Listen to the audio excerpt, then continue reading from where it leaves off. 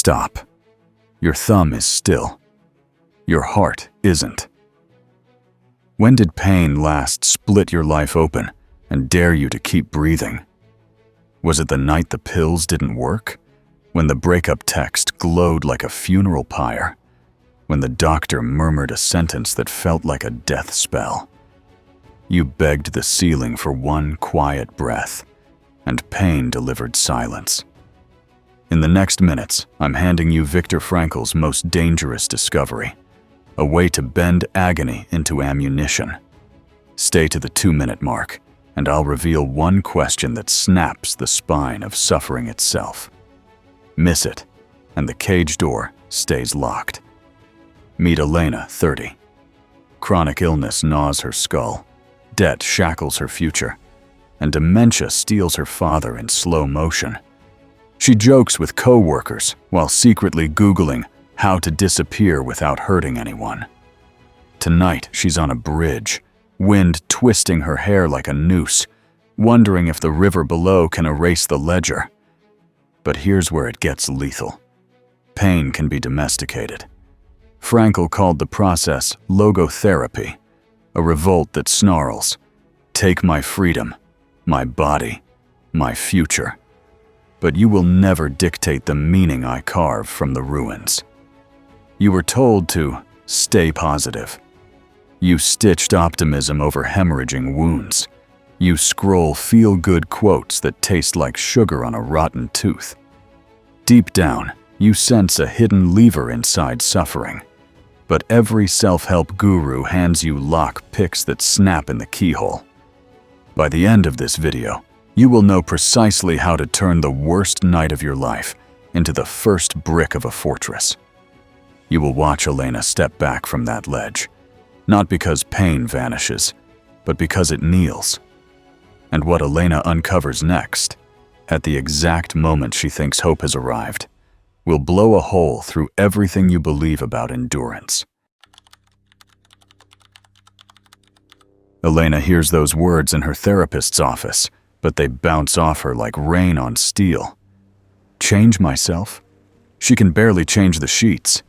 2 months of migraines so savage, she vomits by noon. Rent 2 weeks overdue. A voicemail from the nursing home. Your father wandered off again. If life is a classroom, the lesson today is rage, and Elena is flunking. She drags herself onto a midnight bus, fluorescent lights buzzing like hornets above her head. The other passengers stare into phones, earbuds sealing them away from the echoes of strangers' sorrow. You know that feeling, your own private horror unfolding while the world scrolls past cat videos. You think, surely someone must see me bleeding on the inside, but no one looks up. Stop right now and ask yourself, when was the last time you admitted, out loud, that you're terrified your life will never get better? Elena's fear isn't just the pain, it's the story. Pain whispers, this is permanent. She used to believe suffering was a signal that something was wrong out there. Wrong job, wrong relationship, wrong medication. Change the external puzzle piece, and the picture will finally make sense. That's the false assumption most people carry like a cursed heirloom. Pain always has an external fix. Frankl observed that most people believe happiness is the default setting, and pain is a glitch. But the camps taught him the opposite. Sometimes the glitch is all you have, and meaning is the only language it speaks. You might be nodding along intellectually, yet deep down another voice says, no, no, no. If I just land that promotion or find the right partner, the hurt will evaporate. Elena once recited that mantra too. Tonight she realizes the promotion isn't calling back, and the partner already packed his bags. She steps off the bus into freezing rain, shoes soaking through within minutes. In her pocket, a crumpled prescription for stronger opioids, legal permission to remain numb.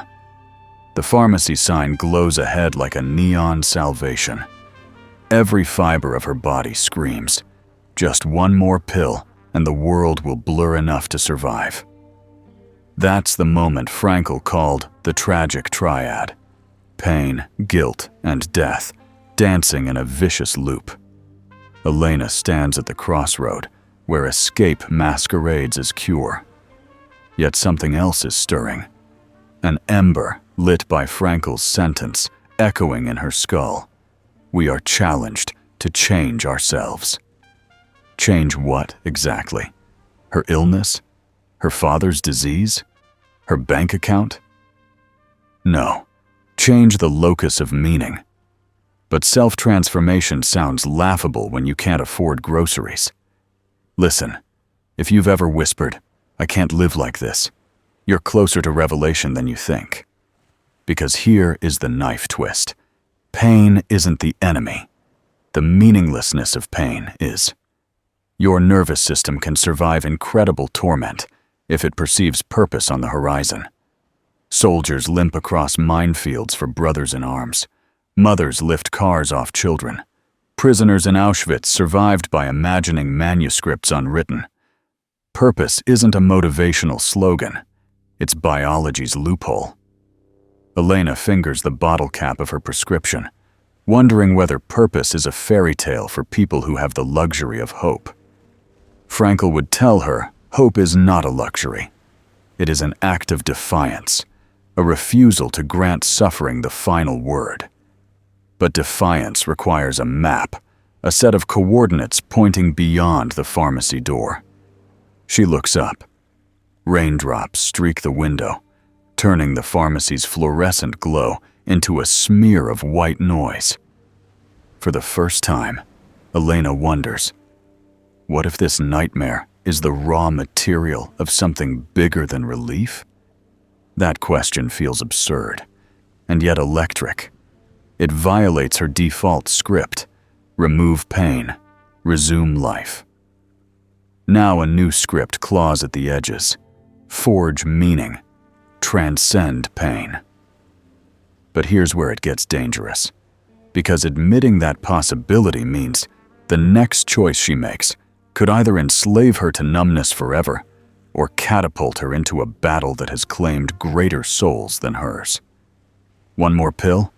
Or one step into the unknown terrain of meaning? What Elena does next will redefine everything you believe about endurance. Elena reads that line in a damp paperback of Man's Search for Meaning she found on a library giveaway rack. At first, it feels like a cruel joke. Her how is migraine-plagued days, hollow bank accounts, a father who forgets her name. But the sentence won't let go.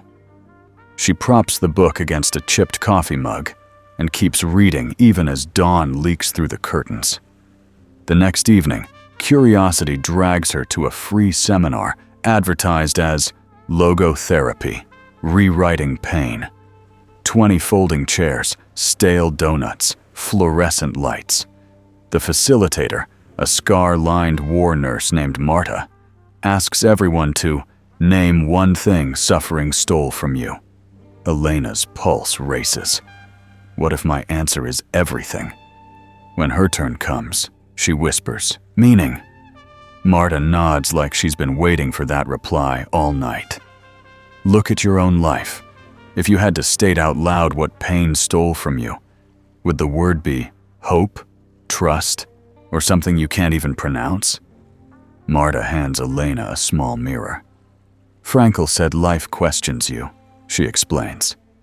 This mirror asks back. When you stop blaming circumstance and start interrogating your attitude, the reflection changes. Elena expects encouragement. Instead, the glass shows tear streaks, clenched jaw, the face of someone who gave agency away to pain long ago. And here's the bombshell. Viktor Frankl's most controversial insight was that freedom of attitude never dies, even in a gas chamber. In other words, suffering can strip possessions, health, dignity, but you still command the meaning you assign to each blow. That's existentialism with a scalpel edge.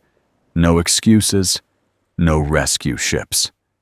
Just the raw choice to transmute agony or let it rot. Elena feels the room tilt. If that insight is true, her misery isn't just imposed, it is half co-written. Accepting that stings worse than the migraines. The mirror becomes a courtroom exhibit. Here lies every moment I surrendered authorship of my life. She wants to smash it, yet can't look away. Imagine you're handed a mirror right now. Could you face the accusation that you helped cement your own chains? Marta describes prisoners who survived because they pictured unfinished symphonies, children yet unborn, the small act of consoling a despondent bunkmate. Logotherapy calls this the search for a future-anchored task, and it's why some men walked out of Auschwitz while stronger bodies crumbled. The unsettling takeaway: physiological endurance is secondary. Narrative endurance decides who lasts. Elena's stomach knots. She remembers cradling her head on the bathroom floor, whispering, "I can't do this anymore."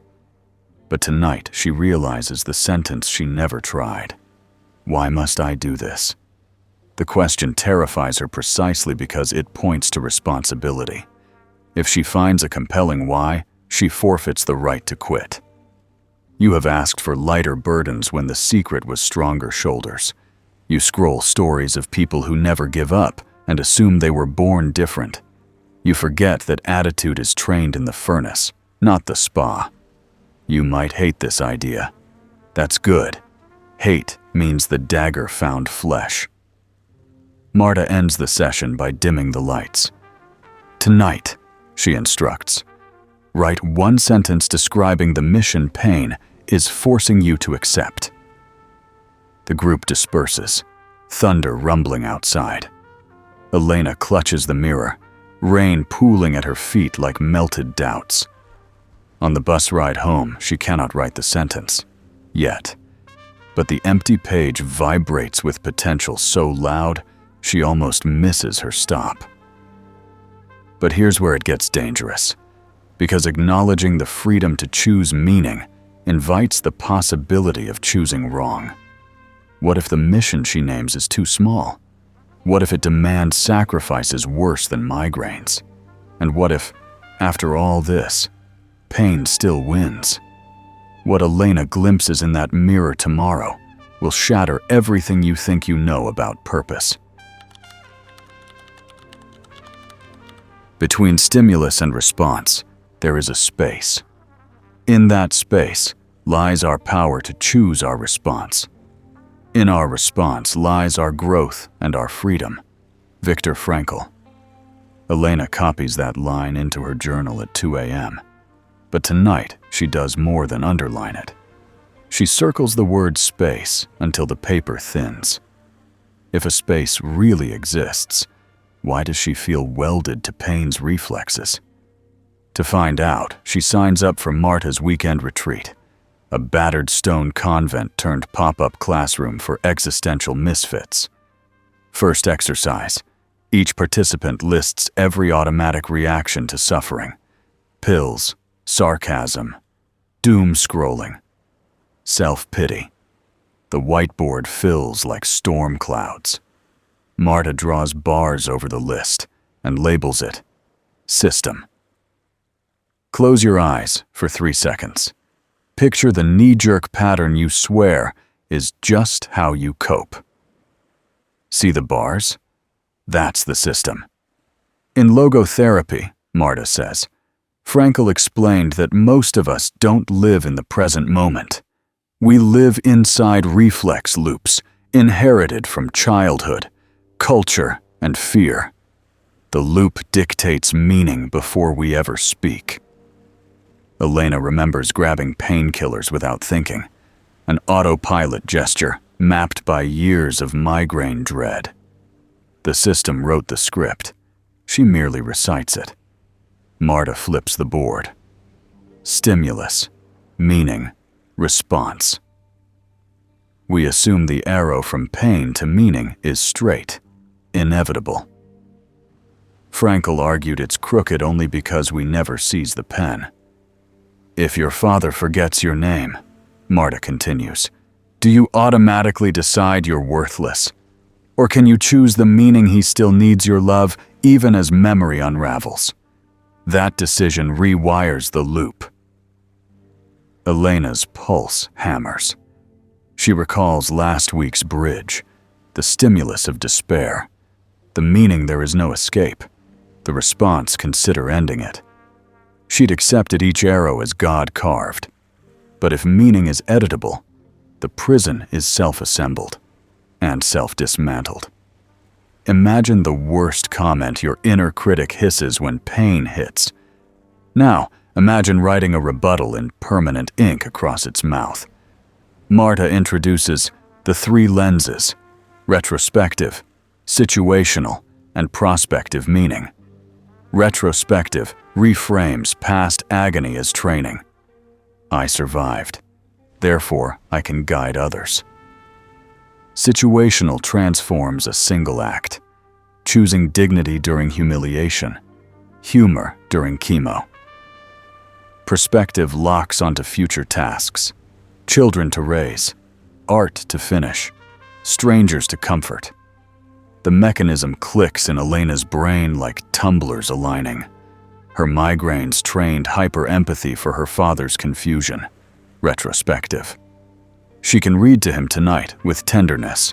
Situational. She can write a blog for other caregiver orphans.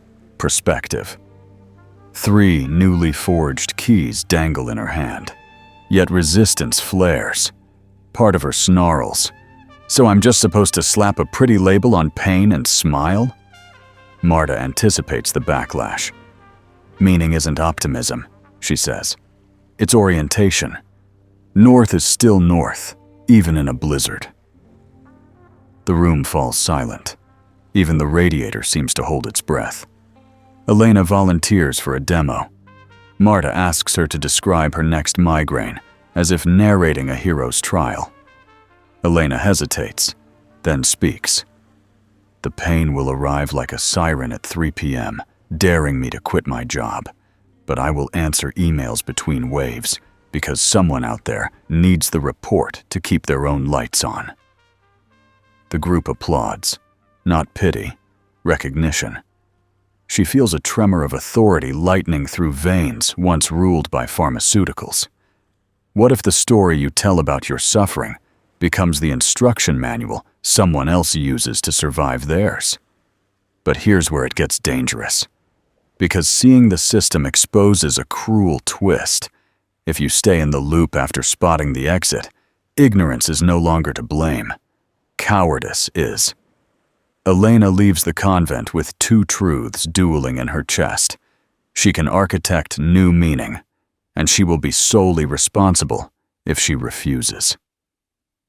The bus ride home feels shorter, yet heavier. What Elena encounters when she tries to apply these lenses in real-time crisis will upend everything you assume about free will. Elena is back at work, fluorescent office glare bouncing off spreadsheets, when the first migraine tremor rattles her skull. She inhales, summons the 3 lenses, and tries to reauthor the moment. This pain is an alarm clock, not a verdict. But her fingers still hover over the pill bottle. She remembers Frankl's seminars on wartime existentialism, how prisoners who surrendered choice became playthings of circumstance. I won't be that, she vows. Yet the nausea surges. She cracks the cap, hesitation shrinking to a pinhead. Right now, visualize the habit you said you'd quit. See how your body moves toward it before your brain votes? That's the cage guiding your hand. Phone buzzes. A text from the nursing home.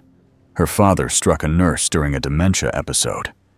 The guilt detonates. Elena's mental narration glitches. You're a terrible daughter. You can't even save yourself. Never mind him. Pill halfway to her lips. She freezes. This is the invisible prison blueprint she mapped in Chapter 3, and she's standing inside it. Viktor Frankl warned that the greatest danger is not suffering itself, but the resignation that whispers, "This is who I am now."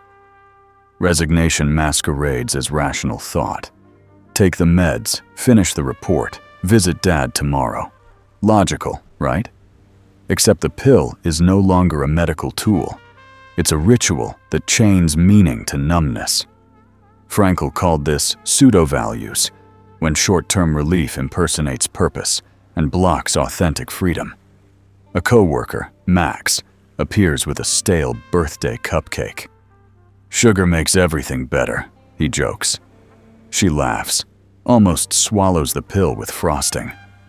Habit loves allies.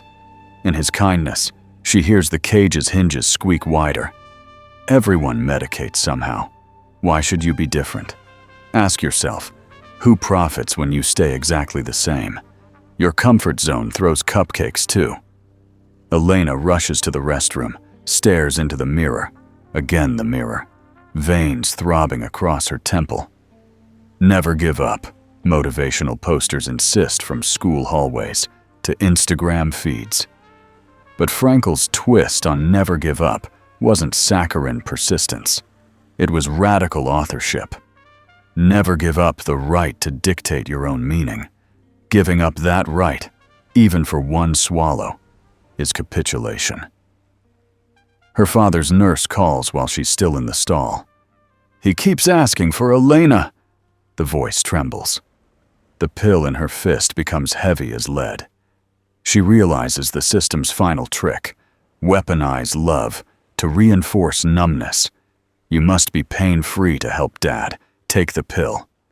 She looks at the locked capsule, then imagines reading to her father through the migraine haze, proving that suffering can serve rather than silence. The pill is supposed to be a bridge. It keeps turning into a wall. Choice crystallizes in the space Frankl described. Stimulus, space, response. This is the first time she truly feels the hinge of freedom swing. Yet the body revolts. Nausea spikes. Vision blurs. Choosing meaning does not mute biology. Frankl never promised that. He promised dignity inside the fire. Elena drops the pill into the sink, watches water carry it away. Tiny funeral for an old identity. But adrenaline backhands her. She nearly faints. You know that instant. The brain yells danger when you defy its oldest script. Defiance feels wrong because comfort feels safe, even when comfort is killing you. Back at her desk, she types, "Dad's story, Draft 1. A mission seed sprouts, a blog chronicling dementia through a daughter's eyes, offering raw testimony to strangers lost in similar corridors. Her migraine throbs like a metronome, but each keystroke sounds like a heartbeat returning. But here's where it gets dangerous, because meaning chosen once must be defended daily. The system doesn't vanish, it regroups. Tomorrow, the pill bottle will whisper sweeter. Dad may forget her entirely, and the blog could drown in trolls. Elena has rattled the cage, not demolished it, and shaken cages have a tendency to bite back. What happens when pain escalates? Its tactics will challenge everything you rely on to stay brave. Elena wakes before dawn, skull throbbing like a faulty engine. Instead of reaching for the pill bottle, she reaches for her laptop. The cursor blinks on a blank blog post titled Dementia Diaries, entry number 1. Her migraine pulses with every heartbeat, yet her fingers start moving. If pain is the price of light, she thinks, let's see how bright we can burn. She spends 90 minutes recounting last night's visit. Her father mistook her for his sister, thanked her for bringing imaginary chocolate, then wept when the shadows on the wall turned into soldiers. Elena wrote it all, every tremor, every tender lie she told to keep him calm. She ends the post with a question for readers. How do you stay human when the person you love forgets what human means? Then she hits publish and braces for silence. Pause this video and picture one secret hurt you never speak aloud. Imagine blasting it onto the internet where strangers can poke it. That's the furnace Elena just stepped into. By lunch break, the post has 37 comments. People in Poland, Brazil, and Iowa confessing they thought they were alone. Elena replies to each one, "Migraines be damned."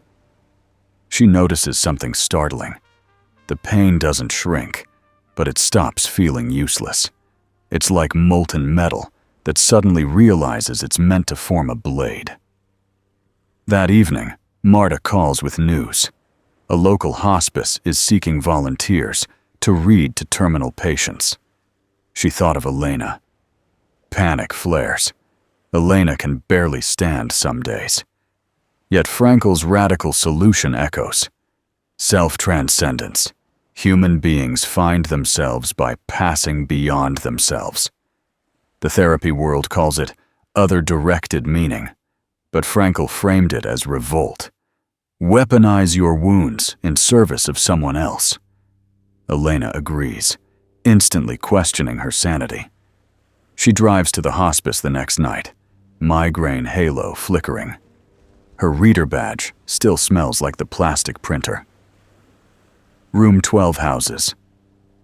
Mr. Anders, stage 4 lung cancer, words rasping like torn paper. Elena reads him, Treasure Island. He laughs, then coughs blood. She keeps reading, voice shaking but steady.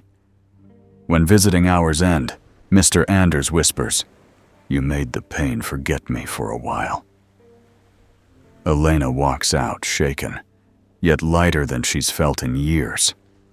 Ask yourself, what if the quickest path out of despair is straight through someone else's doorway? This is logotherapy in real time, meaning discovered in deed, not received as comfort. Elena realizes Frankl wasn't selling optimism. He was prescribing a brutally efficient compass. Turn outward or be devoured inward. But the path is steep. 2 weeks in, her migraines spike. Trolls mock her blog, and Mr. Anders slips into a coma. Purpose feels fragile as glass. One night, the pain is so severe, she vomits beside the hospice parking lot. She's seconds from calling in sick forever when her phone vibrates. A comment on her latest post. "Your words kept me from swallowing a bottle of pills tonight. Thank you." The timing punches her breathless. She sees a chain of cause and effect. Her suffering, her story, a stranger's survival. A line of light carved through hell. Still, a voice hisses, "Your father will forget you, no matter how noble you become. You'll burn out, and pain will laugh last." Frankl anticipated that serpent. He warned that meaning must be renewed like bread, baked fresh daily.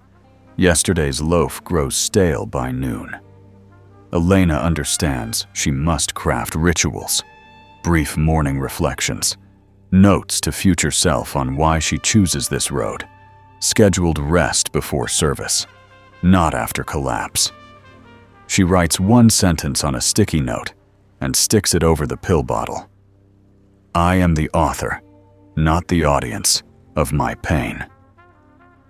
The bottle remains. Medication has its place. But the hierarchy flips. Tools serve mission.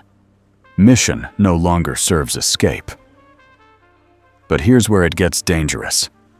Because purpose can become a drug too. An identity so heroic it refuses to acknowledge limits, tempting burnout that can be deadlier than apathy. Elena's diary entry ends. "I fear becoming a martyr more than becoming numb. How do I keep the flame from consuming the lantern?" That unanswered riddle waits at the threshold of the final chapter. What Elena learns when the fire threatens to overtake the light will redefine how you measure resilience. 3 months after publishing her first post, Elena stands at a community center podium facing 50 caregivers who drove through sleet for the workshop she designed. Meaning under siege. Migraine sparks still flicker behind her eyes, but she's learned to treat them as storm warnings, not eviction notices. Her laptop displays a photo of her father and Mr. Anders side by side, 2 men who will never read the blog that now keeps thousands awake for the right reason. She begins, voice steady. Pain doesn't negotiate, but it will serve if you draft the contract. The room leans in. You can almost hear their collective pulse. Teach us how. She maps the 3 lenses on a whiteboard, hands shaking just enough to remind her that courage isn't the absence of tremor. It's writing anyway. Picture your biggest wound projected on a screen. What if the very sight of it gave strangers the roadmap you never had? Mid-presentation, Elena feels the familiar nausea swell. Reflex whispers, fake a tech glitch, run to the restroom. Instead, she names it. A surge of pain just hit. Watch what I do. She closes her eyes, breathes, and silently repeats her sticky note mantra. I am the author, not the audience, of my pain. 30 seconds later, she resumes. The audience exhales, some wiping tears. They just witnessed applied logotherapy in real time. Afterward, a teenage girl approaches, sleeve hiding fresh scars. I thought episodes owned me, she says. You proved they can pay rent. Elena's migraine dulls to a hum. Adrenaline plus meaning override biology for another hour. That night, she drives to the hospice. Mr. Anders has passed, but room 12 houses Ms. Kaur, 84, late-stage leukemia. Elena reads poetry. Ms. Kaur's eyelids flutter. Your voice reminds me of rain on tin roofs back home, she whispers. When nurses usher Elena out, Ms. Kaur grips her hand. Don't let the fire go cold, dear. On the road home, snow strafes the windshield. Elena flashes back to the bridge, how the river once called her name. Now, it's just water under lights. She pulls over, steps onto the pedestrian path, and drops a single white pill into the current. Her last emergency opioid, retired with ceremony. Not all painkillers are evil, she knows, but this one symbolized surrender. The river accepts its offering without comment. Ask yourself, what token of resignation could you sacrifice tonight? An unspoken apology, a hidden bottle, a browser bookmark that keeps you small. Back in her apartment, Elena schedules blog posts to auto-publish during flare-ups, recruits volunteers for the hospice, and sets a timer labeled Rest equals fuel, not weakness. She's learned the fine line between purpose and martyrdom. On Sundays, she permits herself darkness, headphones, blackout curtains, 0 screens. The system hasn't vanished. It merely reports to her desk now. Emails flood in, one from a neurologist offering experimental treatment, another from a television producer pitching a segment titled Never Give Up. The phrase feels hollow without context, but Elena agrees on one condition. They must highlight Frankl's principle that meaning, not blind endurance, is the engine of survival. They accept. Before bed, she opens her journal. Dad no longer says my name, but today he hummed along while I read Treasure Island. For 10 seconds, we shared the same ocean. She closes the book, migraine ebbing like a tired tide. But here's where it gets dangerous. Purpose can scale, but so can exposure.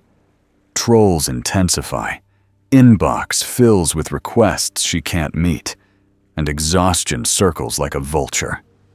She knows every yes steals time from the mission, if not aligned. Tomorrow, she must decide which doors to bolt and which to fling open. Because authorship of pain also means authorship of boundaries. How Elena seals meaning without chaining herself to endless giving will define the legacy of her fire, and yours.